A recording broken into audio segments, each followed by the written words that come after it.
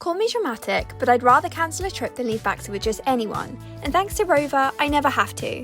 Baxter is my dog, and leaving him is not something I enjoy. Sometimes I ask myself how I ended up in this career, but then I remember the job came before Baxter.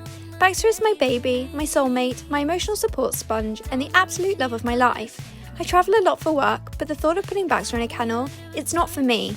But my parents have been travelling more, so I had to find some help whilst they're away.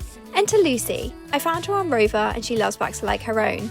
She has a dog that Baxter is obsessed with, and he even has his own bedroom at her house. So whilst I'm out exploring, he's on his own little staycation.